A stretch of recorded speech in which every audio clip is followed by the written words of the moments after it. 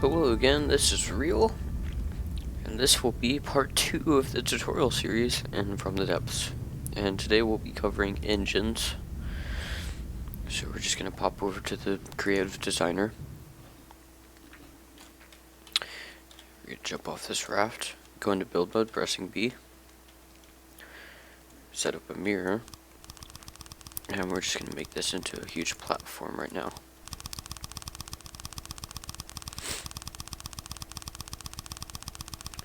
Make room for our engine.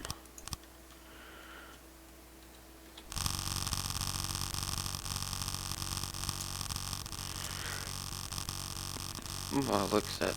It didn't slow down. Sometimes filling will slow down really insanely slow. Something I didn't cover in the last video.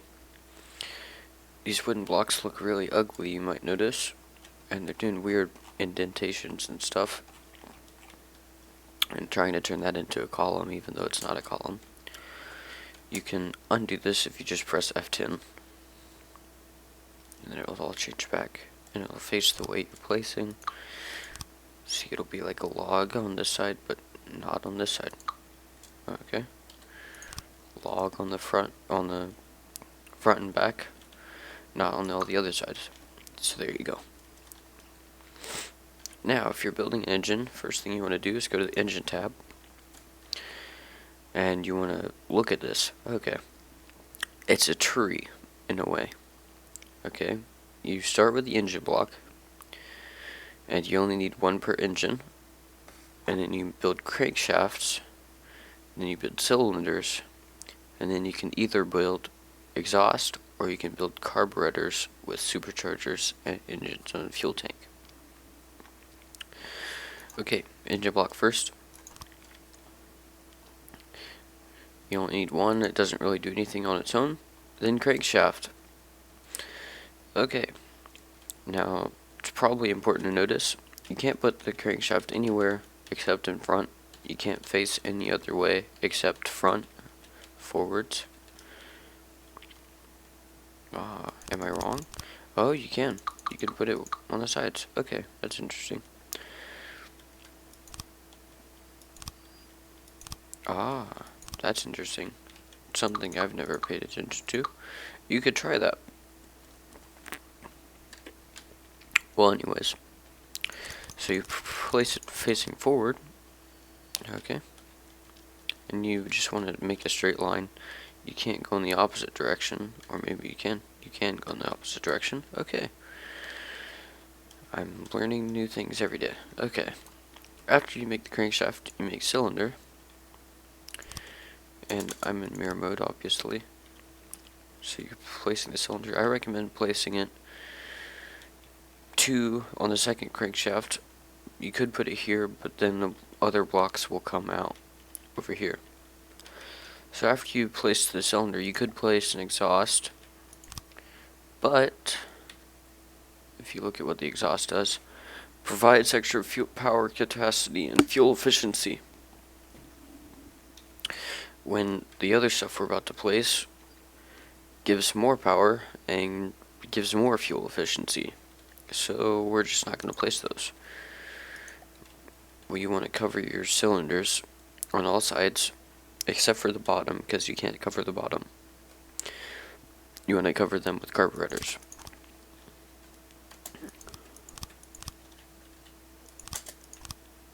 And I placed that in the wrong spot. Okay. Interesting. Okay. Now you have carburetors, and those don't really do anything, as you can see. 3.7741 power.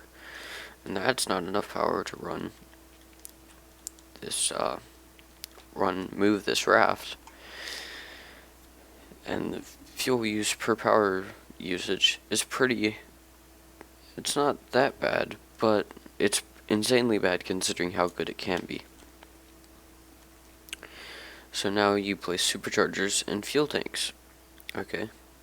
And there's an ideal ratio of superchargers to fuel tanks, but I don't really care about that. I just use whatever works best.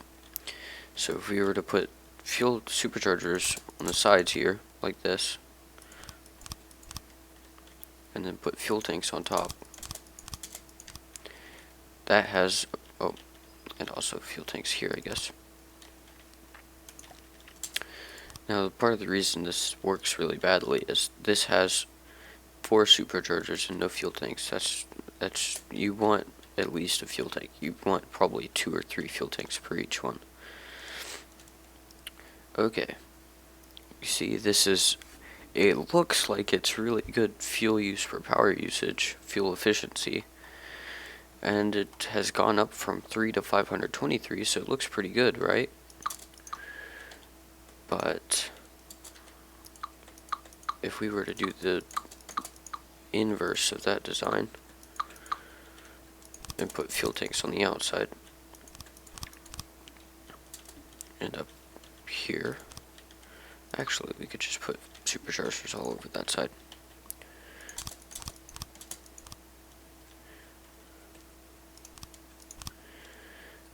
Now we put that, the power will be 597, and it's slightly more, and the fuel efficiency is slightly better. Now, it gets a lot more apparent once you start adding more cylinders. And this will end up being a 1500 power, and that will end up being a 1200 power with the other design. Same, etc., and it keeps increasing exponentially. Okay, now most people just want to, once you got the basic design down, you just copy the design down and make it longer. And that's one way to do it. You can hit prefabs. You can click on this, click on a blank spot, or you can wipe one of these. You want to change the width to 7, I believe. The height to 4, length to 2. Or you could make it a length of 4, just whatever floats your boat. Now you just left click to copy it, move out of the way, left click to place. It should work because it's replacing the crankshaft. It's not destroying it. It's replacing all the blocks.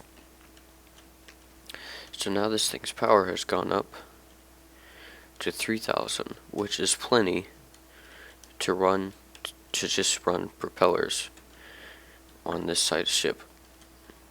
It's probably plenty to run propellers on any size ship, almost. Okay, so for basic engineering, this is all you need. So thank you very much for watching. You can cover up these sides if you want. You can put an extra cylinder, or you could crush that in and put another cylinder. You could even remove some cylinders and it would still work. This is a 12-cylinder engine with 3,500 power and very minuscule power usage. I'm pretty sure this game, according to a post I read, this game rounds power down. And if you look at that, 5.8 E is scientific notation. 5.8 times 10 to the negative 6, or 5.9 times 10 to the negative 18.